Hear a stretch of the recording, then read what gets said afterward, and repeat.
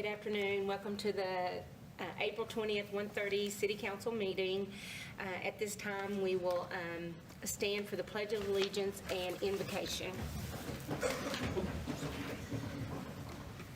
I pledge allegiance to the flag of the United States of America and to the republic for which it stands, one nation, under God, indivisible, with liberty and justice for all. Let's pray. Dear Heavenly Father God, we just come to you, Lord, most of all, praising your name, Lord, for what you do for us, Lord. God, just give us the ability to discern, Lord, to discern in alignment with what you would want, Lord. God, I just ask that you give each one of us the courage and the ability to understand, to do what's right, Lord, and to just keep you in the forefront of our mind, Lord. And God, I just ask protection over every city employee, Lord, especially the first responders, Lord. God, I just thank you for the employees that we do have here at the city, Lord. And just, I just thank you for the service of the council, Lord. I thank you for the service of all the board members that apply, Lord. And I just ask you, Lord, that you protect each and every administration member of this city, Lord, and just lead and guide them, Lord, in Jesus' most blessed name. Amen. Amen.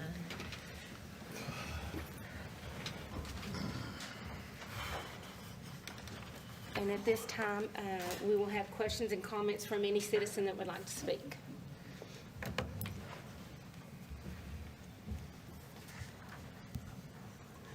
Hello, my name is Robert Lawrence.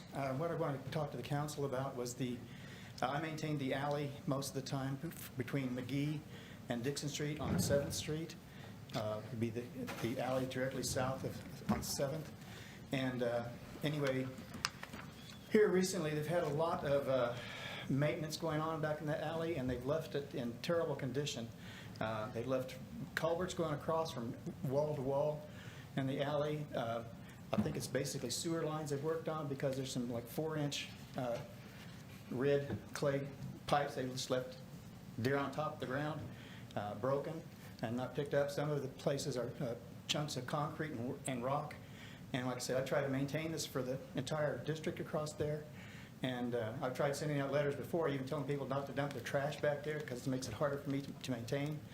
And that was 2 years ago when I sent out letters to everybody on both sides of that alley. And some of the letters I got back were not favorable. But anyway, I didn't know if there's some type of code that I know we're responsible for maintaining our half of the alley. But like I said, I've been maintaining all of the alley. Like I said, over a number of years, and it just makes it rougher and rougher, especially when the city, I don't know if it's the city or other contractors that have come in and tore up the alley and did their job of fixing it back up again. So anyway, like I said, you hit one of those rocks and you've ruined a mower. So anyway, that's what I wanted to address and see if there's anything y'all could do about it. Yeah, we'll get the street department out there to look and see the alley. We can definitely get it graded, and I'll send code enforcement by to double check on on that side of it.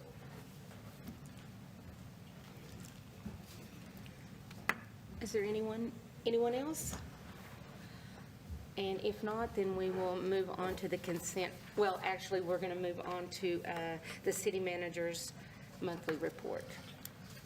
So for a long time, actually part of the city charter, we've been submitting monthly reports to the council for review. So I kind of wanted to add an item to the agenda for me to point out some of the highlights of that, and maybe a few other things that don't fit the number categories. Both to kind of educate the council, but also the public in attendance. And now that we're broadcasting on Facebook and social media, I think it's important to point out some of the things that the city's done in those monthly reports throughout the previous month. Yes. So I've got just a few things I'd like to point out or kind of go over, and I'll start with the finance part of it. And if you've noticed, in the general fund, our revenues remain over our expenditures. And actually, I think the better trend there is that our revenues are still greater than our 5-year average, and our expenditures are under our 5-year average. So I think we're still trending quite well there, especially given COVID and all of that stuff that's kind of impacted. Water and sewer, same thing. Our revenues are greatly exceeding our expenditures there. Both revenues are, again, greatly over our 5-year average. And of course, that's mainly tied to an increase in industrial water sales. And the revenues have really remained more flat with that. Sales tax, if you'll see, we're still above our budget, but we're a little more level with that, but we're back to where our 5-year average pretty much has been. So I think, we've done quite well with the pandemic and the shutdown with sales tax, but we are on track to continue making more than our budgeted revenue in sales tax. Hotel occupancy tax, you'll see that, we're quite below our 5-year average on hotel occupancy tax, but we've recovered some and back to about our budgeted amount. So it does look like we'll make our budget there, and I do think we'll probably be above budget because we're starting to see a pretty significant rebound, especially with some of the work starting at Nutrien as that project gets closer to completion. And then on the department report, you'll see that most departments remain under budget. The two that are a little bit over budget is water treatment. And there again, that's tied to the increased water sales because the electricity to pump that water and the chlorine to treat that water all come out of that budget. And of course, when we're producing a significantly larger amount of water than what we had anticipated, those costs are going to go up. But that's an easy one to absorb because for every cost in those two categories that goes up, we've got the revenue coming in to offset the cost. And what about the impact from the leakage that happened? Is that? That's that's in wastewater, and we haven't. Okay. That's down here in utilities. Oh, okay, I'm going to mention that. Okay. But on the finance side, just kind of the point is I think we're looking really good. We're living within our means, and our revenues are actually above our budgeted forecast, which is what we hope for and why we try to stay pretty conservative in those estimates. Okay. Code enforcement. Mr. Lawrence brought that up a little bit, but we did start last month. We started our alley cleanup crew. We added a little more budget and a little more money in the part-time budget for code enforcement this year for alley cleanup. And so we're doing kind of part-time employees to try to go around. Now, yes, it is the homeowner's responsibility. And, we can do some code enforcement, but, I would encourage everybody to try to keep their alley clean because if the city has to do it, that money has to come from somewhere and we have to charge somebody. But at the same time, we've gotten a lot of feedback on the state of the alleys, and if we can get them clean, it's a little easier for me to go back and be a little more strict on the enforcement once they're clean and start from a zero. But so in between March, Just a minute. What can we do about, say, people illegally dumping behind someone else's house? I mean, and that's always been kind of the big problem. Because unless they're dumping mail or we have an eyewitness or video, sorry. It's hard to prove who did it. So the best thing for us to do is just tell that person to call transfer station, have them come pick it up. The minute something is illegally dumped, if they let us know and we can, it's kind of like a little bit like graffiti. And I would remind everybody, that every resident in Borger gets an extra 1,000 pounds free at the transfer station. All you've got to do is take it to the transfer station, and that's each month. Yeah. We also have a bulk help program now where they will drop off a dump truck or a dump trailer at your house, and all you have to do is load it up, and then we'll come take it off. Right. And so, I mean, if you've got problems getting rid of it, I mean, there's no reason really to dump it. We've got several services to try to assist you in properly disposing of that. So, if you're dumping it because you think you have to pay to get rid of it or there's not a way to get rid of it, let us know. There's probably something we can do to help. Because just between March 8th and March 16th, that code enforcement crew was in the Gateway Edition, and they hauled off 5 loads of bulk waste totaling 7,280 pounds and 15 trailer loads of limbs. On March 18th, a single day, they did 1 bulk load from the Huber Edition for 520 pounds. The same day, they did another bulk load from the Country Club Edition for 840 pounds.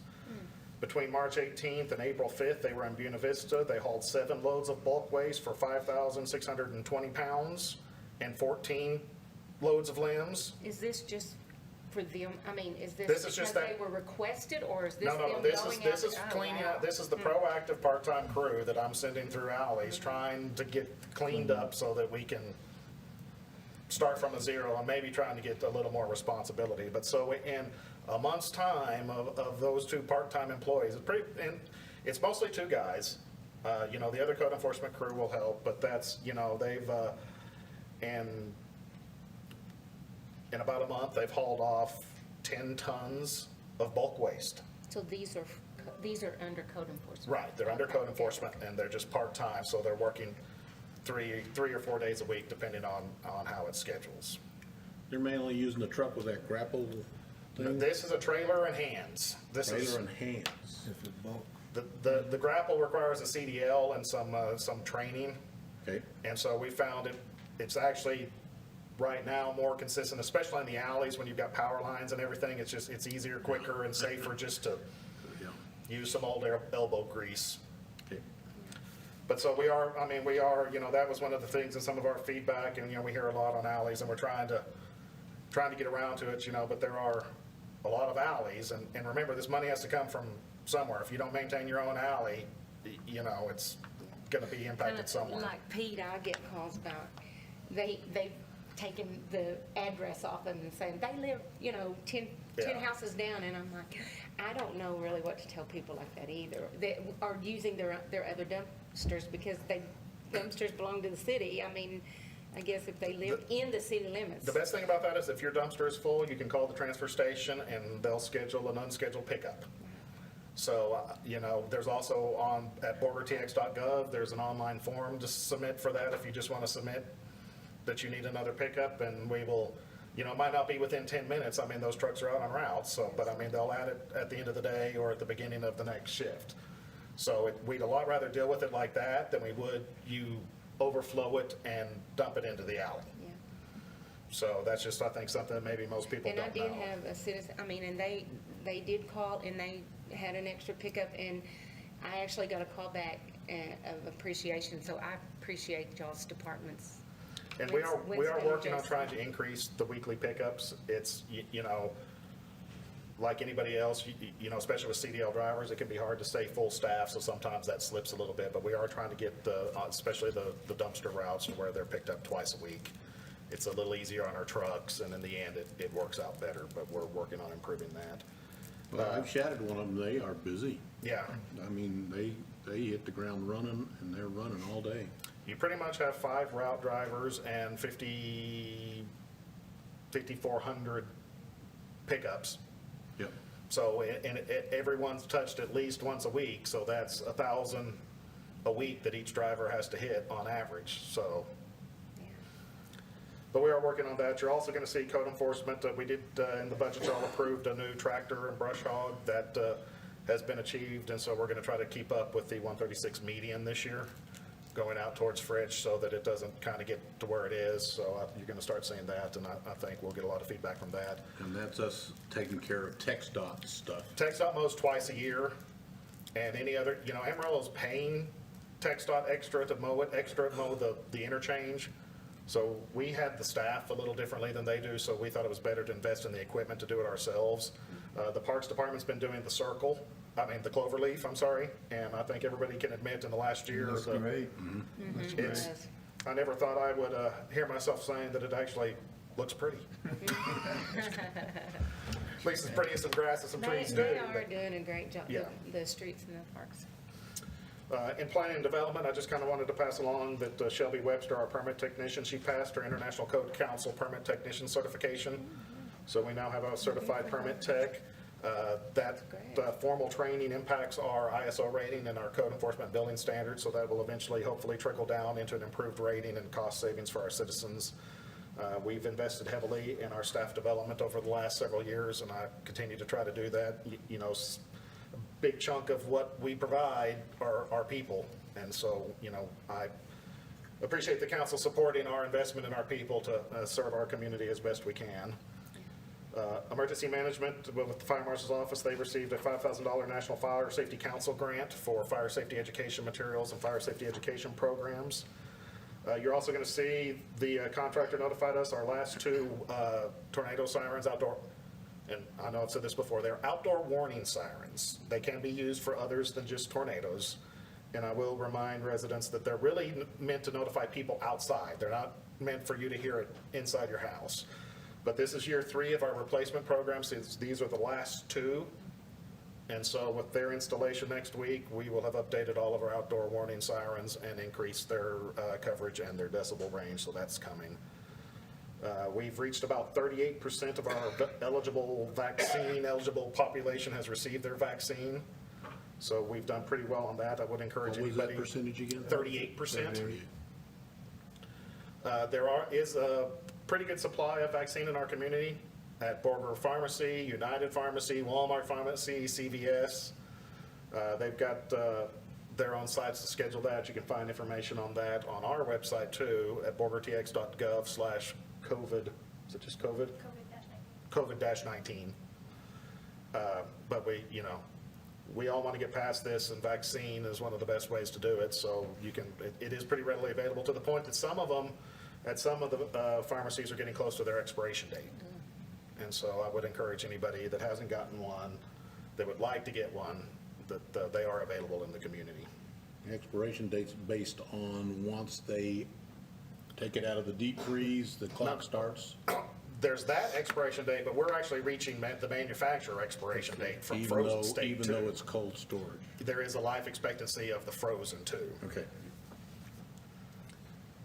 In the police, their 4 recruits are going to start the academy on May 17th. So we have 2 females, 2 males. So, we've had pretty good luck with our recruit program, kind of trying to grow our own and get some more that are vested in our community. And so we're excited to get those progressing and get our strength up a little bit in the police department. I know they're excited for them to get out too. Fire hosted a Texas Forest Service maintainer operator class at Frank Phillips College, getting ready for the wildfire season, so that those public works and road and bridge crew people that operate maintainers in support of fire suppression activities have received their fire-based training, because that is a bit different than grading an alley or a roadway. I saw they're mitigating on, doing fire mitigation on 10th Street. Yeah, and we did do 3 burns last month, trying to reduce that hazardous fuel. Fire department also hosted an after-action meeting with Pampa Fire Department. They had an incident at their carbon black plant in March. And so they brought their fire chief over and gathered Phillips 66 and representatives for our carbon black plants to kind of talk about what they learned at their incident over there, so that we can maybe be better prepared in case something happened over here. So we appreciate Pampa supporting that, and the fire department recognizing that they could learn something from somebody else. In Public Works, you'll see that there's 2 new climbing structures installed, one at Cofield Park and one at Agnes Howe Park. At Agnes Howe, it replaced a rather old merry-go-round that anybody that spent much time out at Agnes Howe knows probably was in need of replacement. And it's an addition at the Cofield. And we also added some sand and some more dirt around the play equipment at Cofield to get it back up to a safer height, though over the year these erosion had eroded away the dirt under the slides and the steps and stuff like that. And is there plans for more of those to go in some of the other parks? We've updated our park equipment for this year, but Okay. as we continue to go forward, because this year we've done the 2 play structures and then the new park equipment in Buena Vista Park. Right. And so, but we are definitely focusing on our parks a little bit more. Funding for that's at $1 on the utilities bill? It's a voluntary $1 that's funding for a lot of this portion, a lot of this, and some of it is out of our regular operating cost. So those that, if you don't have the voluntary fee and you would like to add it, you can talk to utility billing. I would encourage everybody to do it. It does greatly benefit our parks, and these are just some examples of what that money is providing. Is that something that council could use their money for? I mean, because one of those is just $10,000, right? They're about, give or take, the size and and we have had pretty positive feedback from those climbers. Yeah. So there's one in Yucca Park now that we put in last year as well. So they're and we're trying to keep them a little different so that they're all. Yeah, makes sense. But you'll also see we've started our transportation user fee projects, the curb along Bryan Street. Yeah, it looks good. It is part of that project. It's amazing how much some curb will improve the looks of the street. They've still got some patching done, and then of course that street will get a coated chip seal later this summer. They're getting ready to replace the curb and add a ramp at the intersection of Wilson and McGee. We replaced, that was on our plan from last year, but there was an old fire hydrant there. It didn't even have a 5-inch discharge. It was an old Siamese 2.5-inch discharge. So I needed to replace that because it was going to tear up the concrete before we put in the curb and the ramp. But the water department did a good job getting into that pretty quick, and so that should be replaced pretty soon. And then they are moving to Wilson and Main, and so we're going to replace a lot of the curb and gutter section at Wilson and Main, and we're going to improve that median, that concrete median there in front of Otasco. And then, of course, later that year, that's scheduled for chip seal too. So we are starting to see some of those. And isn't Main and up here, Main and 6th or 7th scheduled? North of 7th. Yeah. So from Main, from 10th to 7th is scheduled for chip seal, and then Main from I 3rd. thought like curbs were scheduled. No, not yet. Well, we applied for the grant for Okay. the curbs in the Oh, yeah, 700 that's block right. of Main. Yeah. Okay. There's lots of things going on. Oh, Lord. Yeah. But it is nice to see some work. You know, the council implemented the transportation user fee last October, and of course, you know, then we get right into the winter months where it's hard to do any work, but you are starting to see some of those projects happen. And then we do have Trash Bash coming up too, so we encourage everybody to look at the city Facebook page and websites for that. Remember, during Trash Bash, we do have a tire amnesty for passenger car tires at the transfer station. So you can dispose, I think, up to 2 per person for free of charge, but we'll have more details on that coming up. And then in utilities, pretty much the only thing I want to kind of mention there is that the entire utility department responded quite well to a sewer contamination issue. We had some oil get into our sewer system, which made its way to the sewer treatment plant. For those that don't know, the sewer treatment plant operates on live cultures and bacteria, you know, living creatures to help digest and break down solid, sewage. And that requires a certain amount of oxygen in the water for those creatures to do their job. And of course, oil coats water and doesn't allow oxygen in there. So the entire utility crew from all of their departments, you know, they were really diligent in finding the source, and really Junior and his crew and really all the crews came together and helped. At this one point, they were manually agitating the sewer racetrack to make sure that oxygen levels stayed enough to keep those bacteria and cultures alive. And because of their hard work, we actually never went out of compliance with the TCEQ, even through a pretty difficult situation. They using long-handled rakes to do that? What were they doing? Yeah, just whatever they could get. Manually, that entire? Not the well, entire time, but they were going out there and adding some agitation to help get some extra. But, you know, I'm not for sure that any of them in their job description does it say manual agitation from the banks of the sewer treatment plant. And so we do appreciate all of their hard work and their commitment to making sure that we can keep processing solid waste. And so, you know, our plants are made for domestic solid waste, and, you know, that's not an industrial treatment. And so you can't just put anything into a municipal sewer system. And so we're still working on the other side of that. But I did want to at least. I don't suppose TCEQ hands out attaboys, since they're really. They said they were doing a good job, and coming from TCEQ, I would take that as a very big pat on the back, That's a big because attaboy, because they're usually just handing out. usually it's a violation notice and they're on the enforcement side, and, you know, they don't have time to, you know, kicking butt, even give courtesy platitudes. So they, you know, they did work with us quite well, and I think we've kept them pretty happy. And so I'm really proud of the utility crews for all their work in the last month with that, in addition to maintaining all their other calls for service and all their other issues. So that's pretty much it for the monthly reports with the city. I did want to kind of lead into the next item, is we've changed our consent agenda a little bit. And this is kind of trying to streamline the process. And so you're going to start seeing some other items that are non-controversial, or items that you've already seen before in this section. That doesn't mean that you can't ask questions about anything in this section, or that you can't pull something out of this section. But from an administrative side, these are things that we think could be approved with just a single motion as a consent item. You will notice in the packet that each one of these had a full item report and all the details, which are posted on the website. So this is not about, you know, reducing transparency or reducing your ability to ask questions. They're handled in the packet like any other item. The only thing is if we don't have any questions and they're of a routine nature, you can just approve them with a motion, with no questions, with questions, or you can single one out. And so for an example, in this year, you've got the final reading of the budget ordinance, which we introduced last meeting and had a lengthy discussion about. So nothing, nothing has changed. We've had the discussion. The stuff is still there. The interlocal agreement for chip sealing, the county desired to make that a 1-year agreement instead of a 5-year agreement, but it auto-renews, just like the previous one did, and it has a 60-day cancellation clause, just like the previous one did, so we consider that change to be non-significant. Right. Because in theory, even the 5-year contract, they could have canceled at 60 days' notice, so it might not have even made it 5 years. So that's why it is on there. I know that if you watch the meeting, we are talking on reworking the financing portion of that with the radio tower dome, but that was all, radio tower dome. The radio tower, the dome is a different big project. But if you remember, the funding of the radio tower was tied to the dispatch agreement Yeah. and not the chip sealing agreement. So when we get that worked out, I believe they're going to fund their half up front.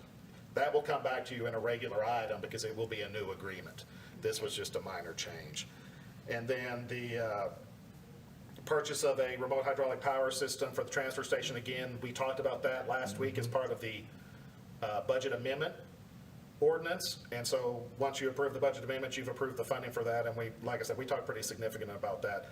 But that's the goal with the consent agenda, is to kind of, we've been progressing quite well, I think, and some of our agendas have gotten pretty lengthy, and I know your time is valuable, and we pay you so much that this is kind of an attempt to maybe make your time a little more useful. But with that, when we get to the consent items, if you do have any questions, like I said, it said I or any of the council members, anybody can call something out if you want.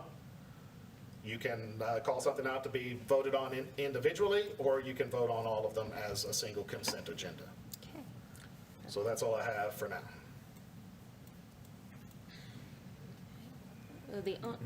I'll just say, the only one that and I know you said that it was in is the number 11, which I don't think we've necessarily talked about, but Well, and we I can- don't have any, No, I don't have any questions. I don't 'cause have we- any either. We did talk about getting a new hydraulic system, because the only thing Yeah. we've been replacing is the arm, Oh, yeah, and the that's true, system yeah. is, And I knew we put it in the amendment, but Yeah, so we budgeted but for. this is actually buying it, right? Right. Okay. And so because we had $78,000 budgeted for the trash compacting grapple arm. And so when they went to purchase that arm this year, they found out that they couldn't find an arm that interfaced with our current power system. And the power system is original to the transfer station in 1992. They have tried, that we've had custom hoses made for it. It leaks pretty constantly.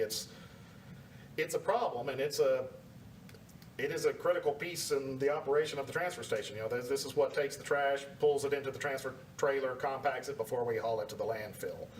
So we amended the budget, and what we talked about last week is we have sold surplus city equipment. Yes, I remember now that. Yeah, totaling a little over $400,000, which is where some of the funding for this is going to come. So we came up with the funding to go ahead and purchase it. And so you will see that this is a sole source purchase. There's only one. We don't have to put it out for bid because there's only one supplier licensed in the United States to sell what we need. So state law doesn't make you bid that because you're not going to get any other bids because they're the only provider. And so that's the only kind of unique thing about that. And that's used at least 8 hours a day, Monday through Friday, constantly. I know the guys at the transfer station are excited about it. I bet. I think it's one of those things that we often don't think about, but when you have to deal with it every day, it becomes a problem. And it is exciting to know that there was $400,000 that was sold and that can, pretty much pay for it and some other things, so it's good to know. If there is no questions, then I'll entertain a motion for the consent items. I'll make a motion that we approve consent items 6 through 11. Second. All in favor? Aye. And they pass. Item 12, receive the annual tourism report from the Borger Chamber of Commerce and take appropriate action on a tourism service contract for the period April 2021 through March 2022. Fritzy Cates. Hi, Ms. Yes, hello. Hi. I'm Fritzy Cates Butler. I'm the new executive director for the Chamber of Commerce, and many of you I haven't got to meet yet, so here I am. I hope that y'all will bear with me, as this is my first tourism report to give. But in spite of the COVID shutdowns last year, I think that we were able to reach a lot of people with tourism dollars by sending out brochures. We sent out over 5,300 brochures. We sent maps. We helped, and this was surprising to me, over 128 people requested information to relocate to Borger. That's excluding those that have come here to join one of the plants. We passed out over 600 pieces of information to specific plants for their employees to come here to either work temporarily or permanently in Borger, and so we're very proud of that. We passed out over 1,600 maps. We've worked with over 21 different media outlets to promote tourism in Borger, in the Borger area. We've done all types of Facebook postings and things of that nature. Unfortunately, as everyone knows, we had to cancel some of our events that the Chamber hosts that do promote tourism, specifically the annual Christmas parade, our cook-off, things, our annual banquet had to be canceled. But we were still able to reach people, and we are still working towards having those come again this year. We're very excited to announce that people are already swinging into action. Those individuals and groups that we previously gave funding to, but if they canceled during the COVID area, they've already come back. We have 3 high school reunions that we're supporting. We're supporting the Elks Club, the Borger, Hutchinson County Republican Women's events, and helping those groups to bring in people from outside the community so that they can have a day trip, a 2 or 3 day trip here. So we're excited about those things and looking forward to moving forward. If you look back towards the end of your packet, we have an annual budget that we use for these tourism dollars, and that includes advertising of Borger and events that goes towards getting people into our community. We pay Tourism Association dues. We have business and promotional monetary assistance to groups here in the community so that they can bring in speakers and guests from outside the region for things such as basketball and some of the other events I've just mentioned. We have special project expenses so that we can expand our tourism and people learning more about Borger and Hutchinson County. And then we also pay for our printing and postage and other things with those dollars. So we're very grateful to the city of Borger for this funding, and we intend to use it wisely and to promote Borger as much as we possibly can. Does anybody have questions or comments, concerns? I have a question outside the tourism side. Leadership Borger, is that going to resume, and if so, when? Actually, yes, sir, it is. We're going to start our next class in September of this year. And as many of you know, last year we had to cancel the last 2 classes for our Leadership Borger participants. And we're going to just dovetail them into the last 2 for the next year. But that will start in September, and it will end in March of 2022. Do y'all work any with the Parks Department or Lake Meredith or anything, to promote Borger? Because I think that's a big, a big draw to here. We do include them in a lot of our maps. So we have some maps that are specific to Lubbock and Hutchinson County, but we also have maps that include Lake Meredith. And we do promote Lake Meredith quite a bit, and it's been pretty exciting. In the last 10 days, we've had several people from as far as the Austin and Houston area up here fishing at Lake Meredith. So they've been coming in to get information, and I'm also new to this area, so it's interesting that people travel so far to visit in Borger and at the lake. So yes, we promote those as much as we can. Sounds good. Is there any other questions? I don't have any questions. If not, then we'll entertain a Thank you. motion. Thank you so much. Any motion? Oh, yeah. I move to accept the Chamber's annual tourism report for the period of April 2020 through March 2021, and approve a new tourist service contract for the period April 2021 through March 2022. Second. And all in favor? Aye. And it passes. Item 13, receive and take appropriate action on a request for a specific, this one I. Yeah, they've withdrawn their request since this was added to the agenda. They're gonna, just so you know, they're planning to build a permanent structure in this location now, and so we don't need to take action on item 13. Okay. Item 14, consider and take appropriate action to introduce ordinance O-006-21, adopting the standard of care for youth programs and scheduling a public hearing for May 4th, 2021 at 6:30 PM. Mr. Spradley. So, this is something that we start doing every year. To be able to be exempt from state licensing for youth summer camp programs, we have to have a standard of care in place. There are no changes to the standard of care. I did attach the booklet. Every program that, or every participant that registers for this program gets a copy of the standards, and they are codified in ordinance. I am excited to say that the school district is going to be able to feed the Park Rec program this year, so we do plan on having our traditional full Park Rec program this summer for their 8 weeks. I believe registration is going to start May 3rd.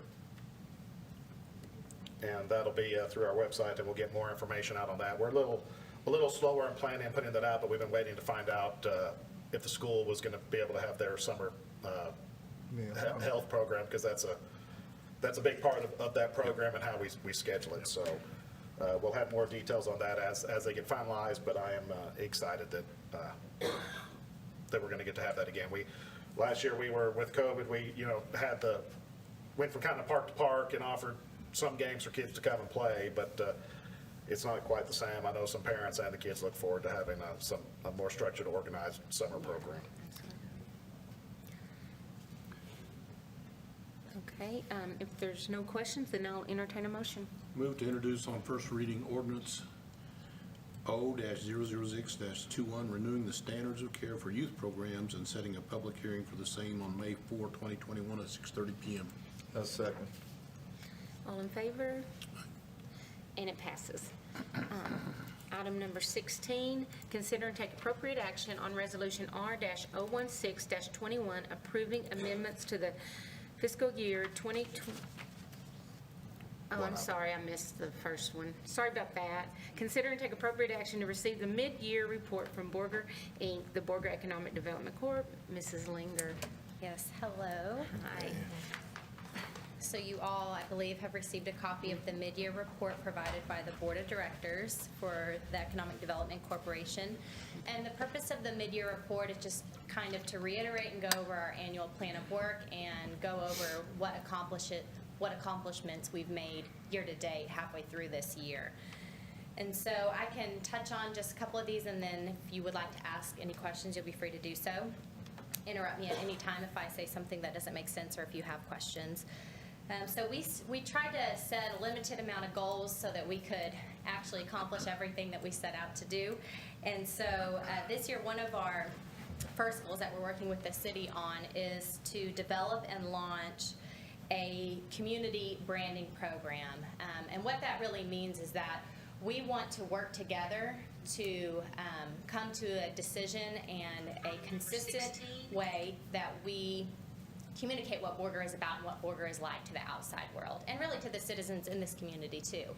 And so we are working together, Marissa and I, on developing some content for social media, some videos that really tell the world what Borger is all about. There have been a lot of changes, good changes over the last several years that we want to highlight and tell the story of how Borger is thriving, and just be consistent in how we do that together, and for that matter, working with the chamber as well to make sure that they have access to those same resources when people are inquiring what Borger is about, that they're getting a high quality, consistent materials that tell our story.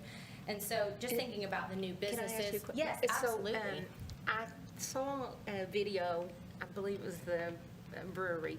Is that part of this? I mean, where y'all are highlighting certain businesses in a video? That's separate.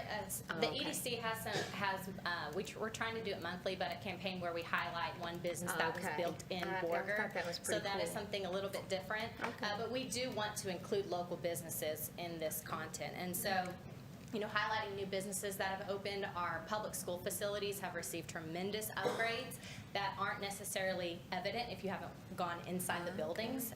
Of course, we all can see the beautiful athletic complex, but even just the hallways of the intermediate, middle school, high school, unless you walk in there, you don't know how amazing they are. So we want to highlight some of those things, job training programs, and just overall positive attributes to the outside world, so that if somebody gets a call from Phillips and says you're moving to Borger or Nutrien or any of our employers for that matter, and they want to know what Borger's about, they can receive a video and some updated materials great. that Garrett has said many times. You don't understand the benefits of Borger unless you live here, but people are going to make that decision often before they come, or right after they visit Borger, and they may not see everything on one visit. And they're going to decide if they want to live in Amarillo or Panhandle or Borger, regardless Yeah. of whether just because their job's in Borger does not mean they always decide to live here. So we want to put our best foot forward and make sure that we get to them quickly and that we get to them That's first, great. if that makes sense. And we'll use the same kind of materials to present to business prospects and companies who may consider opening a location in Borger. It'll just be a little bit modified, same grouping of materials, but customized based on the audience. And so there's more details about what that looks like and what that means in the mid-year report. Housing remains a top priority for the Economic Development Corporation and the city. I think we're being very diligent. 2020, it was difficult to meet with housing builders and developers to talk about building housing in a rural community in the middle of a pandemic. But we have hit the ground running in 2021, and we are actively inviting developers and builders into our community to meet with the city, to meet with the Economic Development Corporation, to present the findings from our housing study that we had conducted last year. And we're receiving some positive feedback and interest. We'll continue to work on that. Hopefully we are able to announce new housing development soon. I have some recommendations later in the mid-year report about some things that maybe we can do to move that along. That'd be great. Another one of our goals was to work with the community college, with Frank Phillips College, and local employers to launch an internship and apprenticeship program. And so we're starting small this year. We have about 6 interns committed to 3 separate small local businesses this summer.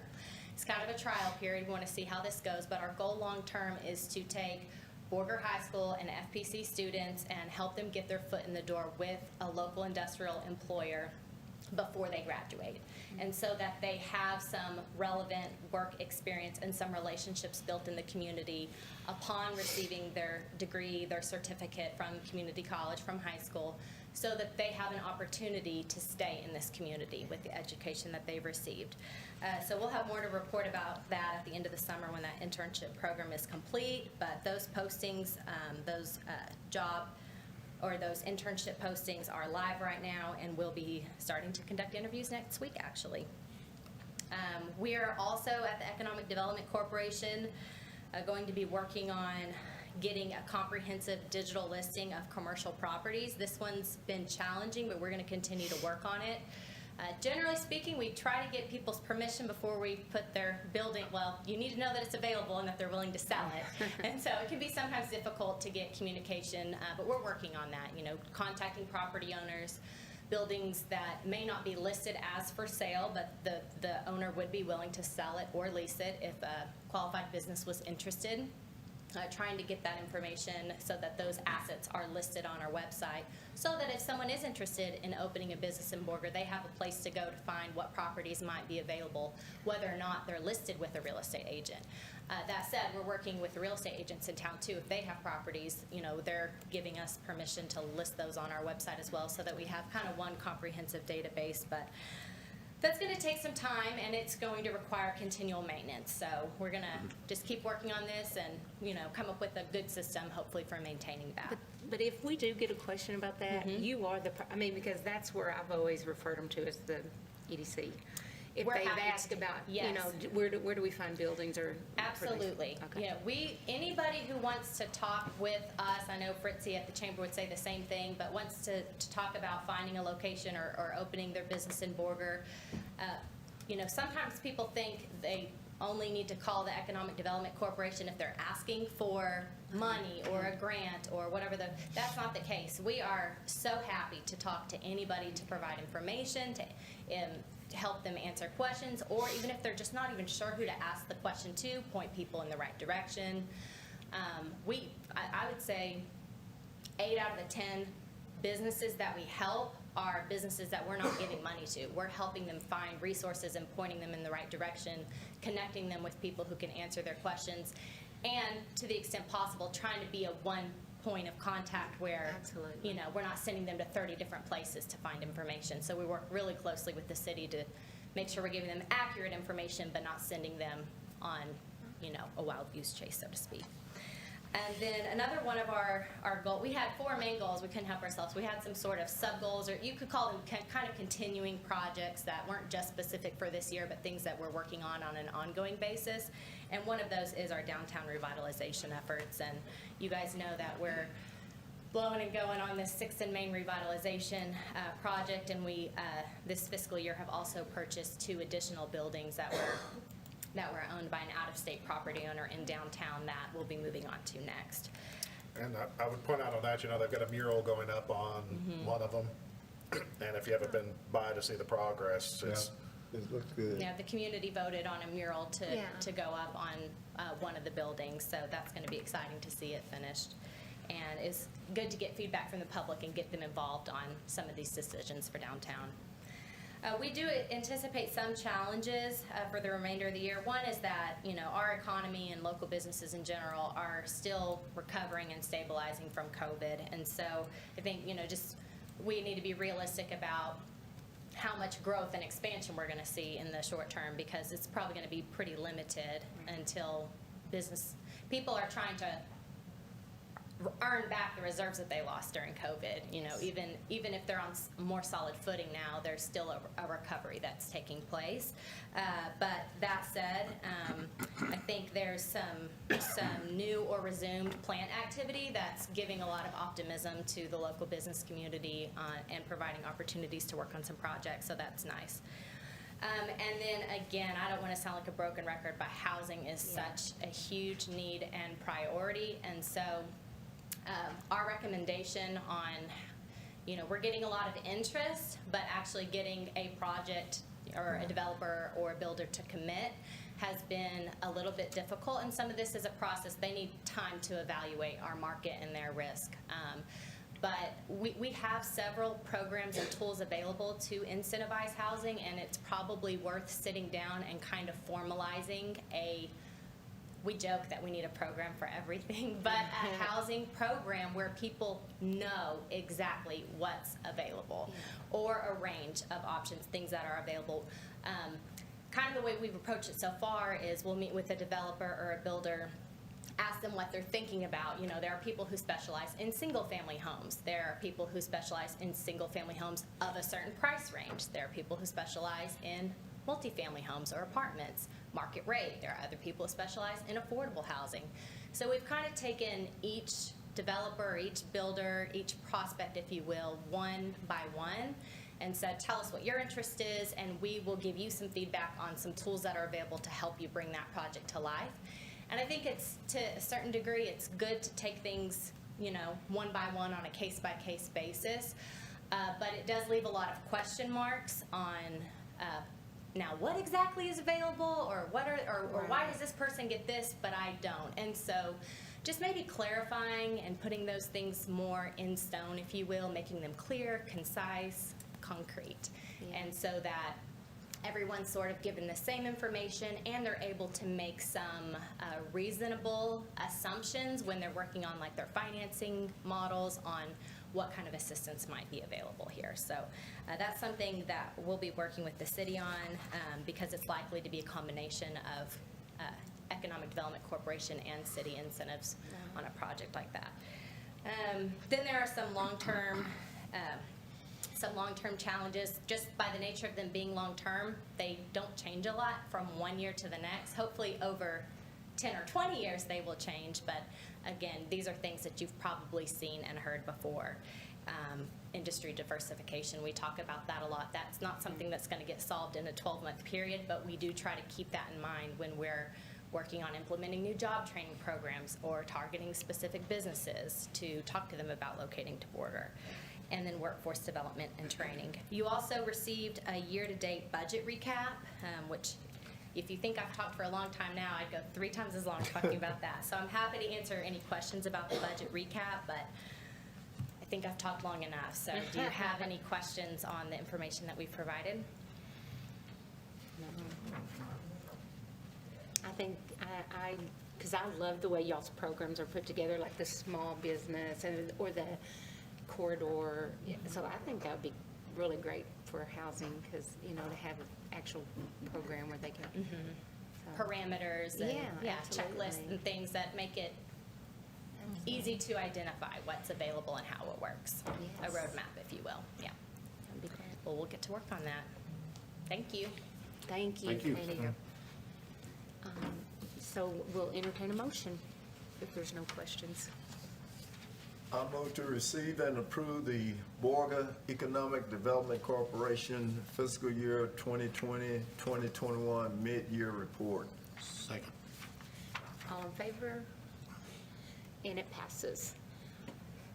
Item 16, consider and take appropriate action on Resolution R-016-21 approving amendments to the fiscal year 2020-2021 Borger Economic Development Corporation operating budget. Mrs. Linger. Yes.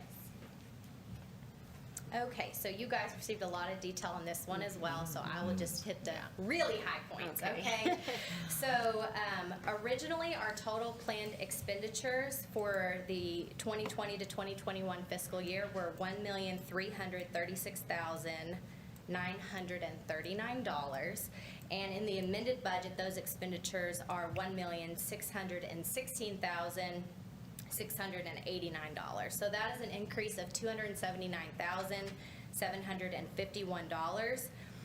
Of that, about $119,000 were expenditures that were expected to occur last year, capital expenditures for a renovation project that were not completed by the end of the fiscal year. So we're just rolling over that amount to this year to complete that capital project. So then there's about another $160,000 still left, and that $160,000 increase, 42,500 of that came from a second round of our marketing partner program, which was a small business marketing program that was part of our COVID-19 assistance. So those took place around October, November of 2020. And those were the signs you saw around town that said, built in Borger, stronger than tough times. We had businesses promoting the Economic Development Corporation on their Facebook pages and with signs at their local business. It was neat to see that small business community come together. There was even businesses that requested it when the money was gone. That's right. They wanted we started those just signs. handing out the signs. Yeah, that was pretty even cool. though there was no funding left in the program. It was cool, but we hadn't planned to do a second round, but the first round had gone so quickly that after the fiscal year had started, the board decided to go ahead and renew that within the marketing budget. So we're the $42,500 is from that, and then the rest is from additions at the 6th and Main Street project. And you have a detailed capital budget that explains what those items are. So I'm happy to answer any questions that you might have about the amended budget. I didn't have any questions. Does any? Written presentations, very detailed. Yes. Very. Okay, thank you. All right. If none, I'll entertain a motion. I move to adopt Resolution R-016-21 approving the amendments to the fiscal year 2020-2021 budget of Borger, Inc., the Borger Economic Development Corporation. Second. All in favor? Aye. And it passes. Item 17, executive session. In compliance with Chapter 551 Texas Government Code, Open Meetings Law, the council will retire into executive session related to Section .074 Personnel Matters. Discuss the appointment and/or duties and responsibilities of the position of Assistant City Manager. 229. Okay.